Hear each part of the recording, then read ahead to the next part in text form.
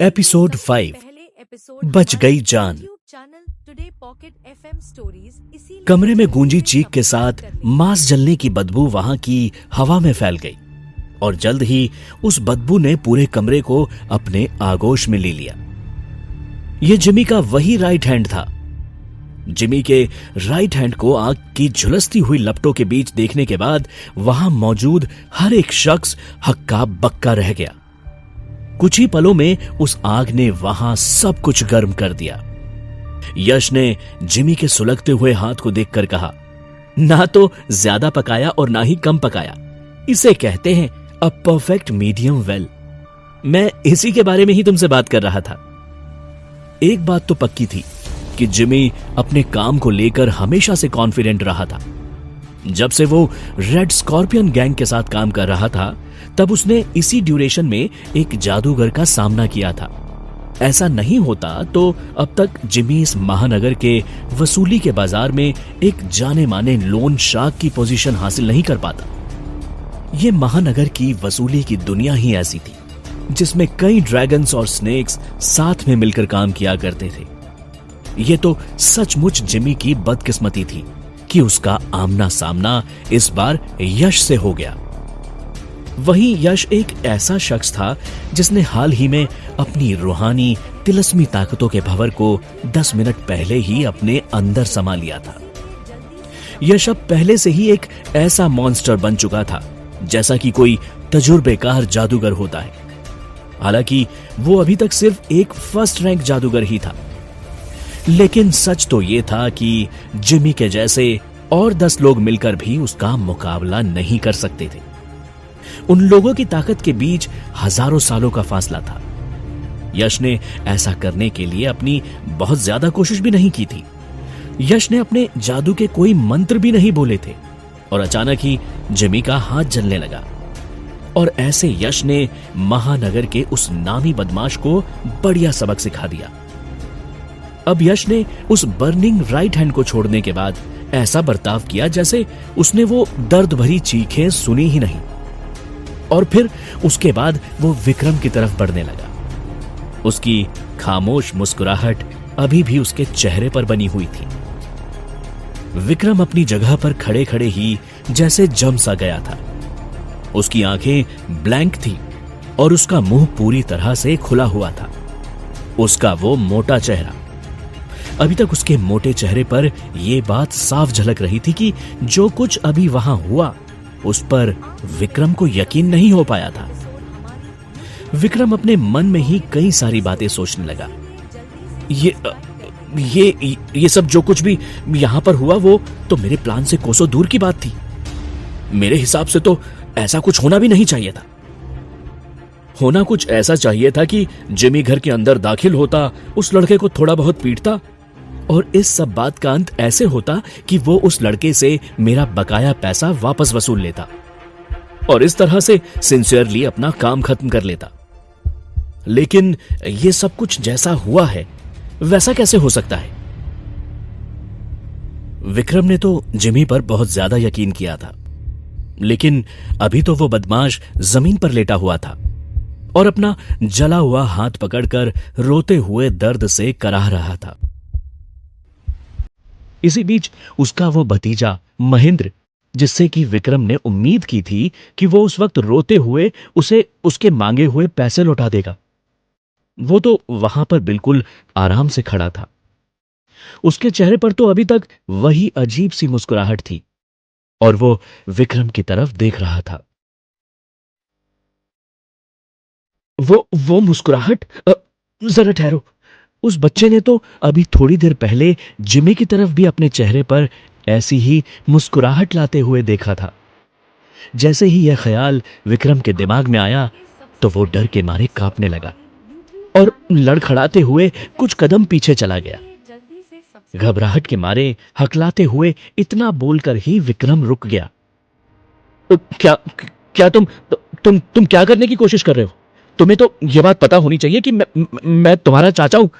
अगर तुमने मुझे नुकसान पहुंचाने की जो हिम्मत की तो मैं तुम्हें। विक्रम के इतना बोलते ही यश मुस्कुराते हुए कहने लगा, विक्रम चाचा, मजाक मत करो। मेरे पास इतनी फुर्सत कहां हो सकती है कि मैं आपको नुकसान पहुंचाऊं। मैं तो बहुत ज्यादा बिजी हूं। इतना कहते हुए यश विक्रम के पास से गुजरकर उस ओल्ड बटलर के पास ऊपर की तरफ उसकी मदद करने के लिए बढ़ा और उसने उस बूढ़े आदमी को एक नजर भर देखा। एक बार इस चीज को देख लेने के बाद कि उस बूढ़े बटलर को बस कुछ खरोचे ही आई है, वो पीछे मुड़ा और विक्रम से कहने लगा, आप 3 दिन बाद आकर मुझसे अपने बकाए पैसे लेकर चले जाना। विक्रम को उस वक्त यह सुनकर ऐसा महसूस हुआ जैसे उसे जीने के लिए एक दूसरा मौका दे दिया गया हो, क्योंकि उसे अभी उस कमरे में अपनी मौत साफ नजर आने लगी थी। वो किसी भी बहाने से वहां से बाहर निकलना चाहता था और यश ने उसे वो मौका दे दिया। वो लड़खड़ाते हुए दरवाजे की तरफ आगे बढ़ा। अभी तक वो दरवाजे की चौखट पर ही पहुंच पाया था कि उसमें फिर से अपनी पुरानी हिम्मत लौट आई और वो पीछे मुड़कर अपने भतीजे महेंद्र की तरफ देखना नहीं भूला। उसने जाते जाते कुछ बातें अपने भतीजे से कह दी। फिर तो बहुत बढ़िया है, तुम तो सचमुच बहुत बड़े हो गए हो और तुम कभी भी अपने चाचा की आंखों में आंखें डालकर मत देखना। मैं 3 दिन बाद लौट कर आता हूं और देखता हूं कि तुम तब मेरे पैसे लौटाते हो या नहीं।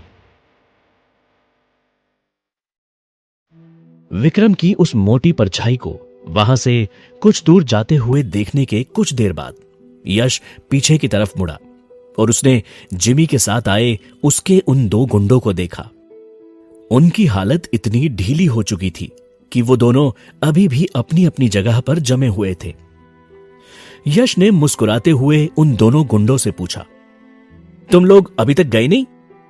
क्या तुम लोग इस बात का इंतजार कर रहे हो कि मैं तुम लोगों को मेरे घर में डिनर पर इनवाइट करूं? यश के कहे गए उन वर्ड्स ने उन दोनों बदमाशों को अपनी उस बेहोशी से जगा दिया जो उन लोगों को यश के कारनामे को देखकर आ गई थी। उन दोनों बदमाशों ने डरते हुए एक दूसरे से कहा, हम लोग तो बस अपने रास्ते से निकलने वाले थे, चलो चलो यहां से निकलते हैं, बाल बाल बचे आज तो। जब वो दोनों बदमाश जिमी को वहां से दूर लेकर चले गए तो उस बड़े से घर में एक बार फिर वापस शांति लौट आई और यश ने उस ओल्ड बटलर को ले जाकर एक चेयर पर बिठा दिया। उसने अपने हाथों से उस बूढ़े बटलर के शरीर पर आई हुई खरोचों को साफ किया। यह बहुत बड़ी मुसीबत नहीं थी, लेकिन वो बूढ़ा बटलर अभी भी कुछ बड़बड़ कर रहा था।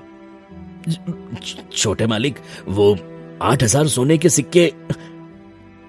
यश मेहरा ने बहुत आराम से इस बात का जवाब देते हुए उस बटलर से कहा, उन सारी चीजों के बारे में आप फिक्र ना करें, मैं वो सब कुछ संभाल लूंगा।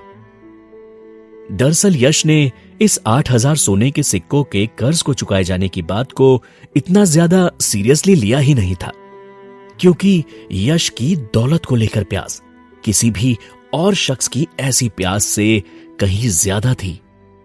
वो बहुत लंबे वक्त से एक ऐसी दुनिया में रहते आया था जहां पर कि लोग थोड़े से पानी के लिए एक दूसरे की जान के प्यासे हो जाया करते थे। लेकिन उस जगह पर अब यश की सिचुएशन पहले से बेहतर हो चुकी थी, क्योंकि अब वो इतना ज्यादा दौलतमंद हो गया था कि अब कम से कम वो हर उस चीज को खरीद सकता था जिसकी उसे जरूरत होती थी, या वो चीज जिसको वो खरीदना चाहता था। लेकिन 8,000 सोने के सिक्के सचमुच उतने ज्यादा नहीं थे, कम से कम उस शख्स के लिए तो बिल्कुल भी नहीं जो कि अपने युग के तमाम जादूगरों से कहीं ज्यादा आगे निकल चुका था। 8,000 सोने के सिक्के वापस चुकाना उसके लिए इतना ज्यादा परेशानी भरा नहीं होने वाला था, क्योंकि अब उसके पास ऐसे कई रास्ते थे। इसलिए वो उतना पैसा तो 3 दिन के अंदर कहीं से भी लेकर आ सकता था। मान लीजिए कि यश अभी अभी दुनिया के अंत से खुद को थोड़े से अंतर से बचाकर अपनी आत्मा को दूसरे के शरीर में ट्रांसमाइग्रेट कर पाया था, और उसका यह सफर आकर एक स्ट्रेंज बॉडी पर खत्म हुआ था, और फाइनली उसका आमना सामना थोड़ी देर पहले विक्रम और जिमी से हुआ था। इन सारी घटनाओं के बाद उसके दिमाग में उथल पुथल मच गई थी। तो ऐसे में उसके पास इतना वक्त कहां से होता कि वो सिर्फ उन 8,000 सोने के सिक्कों के बारे में सोच पाता। हालांकि 8,000 सोने के सिक्कों के बारे में बूढ़े राजू को जरूर फिक्र थी। वो ये सोचकर परेशान था कि इतनी बड़ी रकम 3 दिन में कैसे जमा होगी। तो यश अब क्या करने वाला था?